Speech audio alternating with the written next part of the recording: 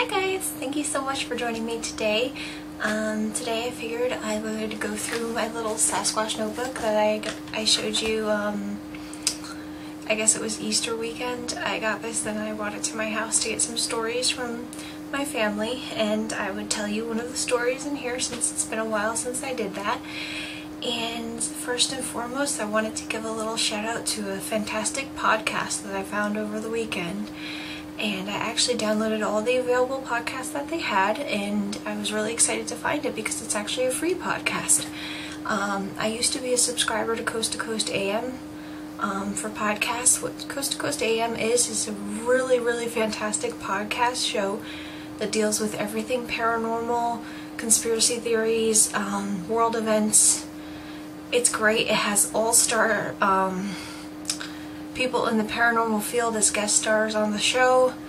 Unfortunately, I couldn't afford to keep it up, even though it's rather cheap. It's about $7 a month, but I had to cut costs where I could, where I'm budgeting, so I decided that I had to give that up just for now until we could afford it. But I was really excited this weekend. I was going through iTunes and I found a really awesome podcast, and it's called Anything Ghost Show. And what Anything Ghost Show is this man Lex, what he does is he collaborates ghost stories sent to him, and then when he has enough ghost stories, he'll just do a show and he'll read off the ghost stories, or you can actually send in a recording of you telling your own ghost stories and he'll put it on the show for you. He does EVP also, so if you have EVP, you can send it in to him and he'll play it on the show for you. So I downloaded all the podcasts that they had available, and I was listening to it all weekend, and it's pretty good. So if you guys like that kind of stuff, which I know you do, I recommend highly that you listen to that. I love listening to podcasts, you know, when I'm doing my makeup, when I'm cleaning, when I'm making dinner, what have you. So it's pretty good. I'm definitely going to be submitting stories to him, and I'm probably going to send him my EVP and see if he wants to put it on the air. So I haven't picked the story out yet today. I don't know why I started the camera without having the story I'm going to read ready, but let me just look through here really quick and see a story I could do. This is actually good because then you know it's like, it's really candid, I guess. I don't know if that's the right word. Actually, we're going to talk about something that was I found really fascinating, and it's a story that my sister-in-law told me about something that happened to her while she was at work in I think it happened in the 1980s, probably the late 1980s. I'm not going to say where she was working, but the place she was working at was kind of like a warehouse.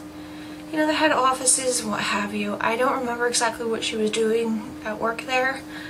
But one day, they had a knock on the back door of the warehouse, and she and another woman that worked there answered the door, and there were these two people at the door.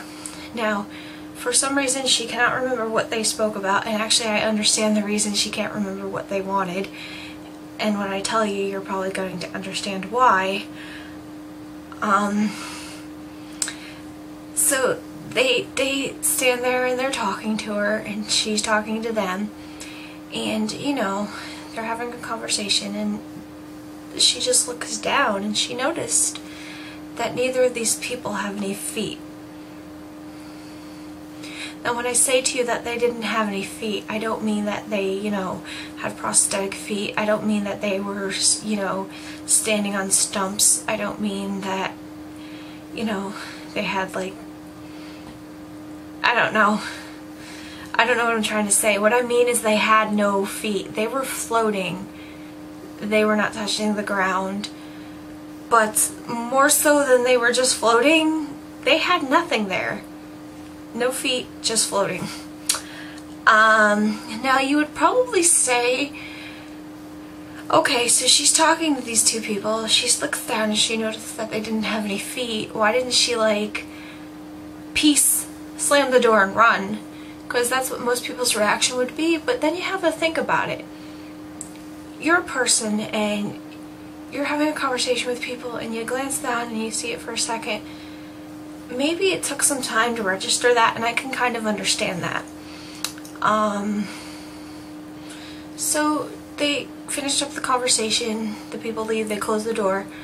She looks at the person that she was, you know, with.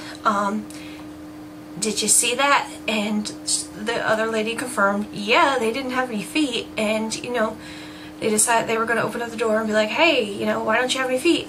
And by the time they opened the door, there was nobody there.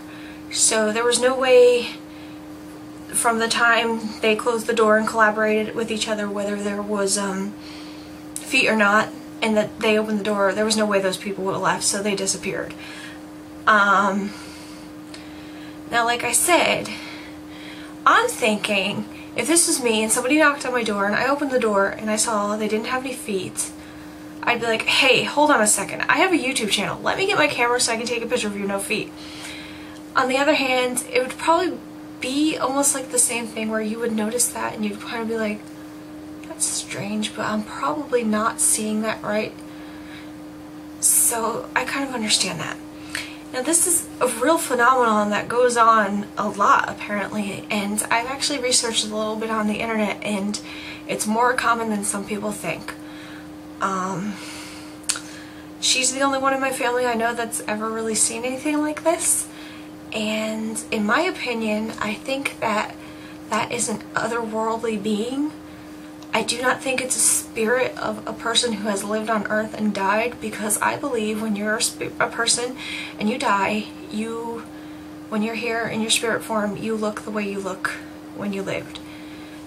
I'm thinking it's either angelic, maybe, or God forbid it's demonic. I don't know, and they haven't ever seen them again. But as I did say, it's common. For some reason, people see people without feet all the time. I do have a book, and I don't remember what the name is. I can put it in annotations, because I'm not thinking I'll put it like right here on my head.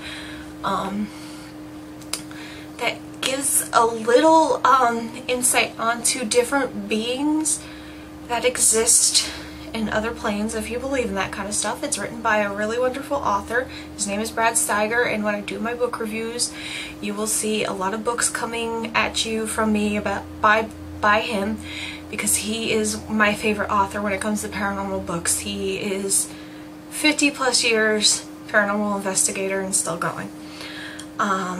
So tell me what you guys think about that. Tell me what you think those beings could have been. Let me know if you or anybody you know, mother, father, brother, sister, aunt, uncle, has ever had any kind of encounters with a paranormal being such as that. And that would be awesome, because I'm interested in knowing if anybody who watches me knows somebody or had an experience like that, because I find it very, very, very interesting. It's completely odd.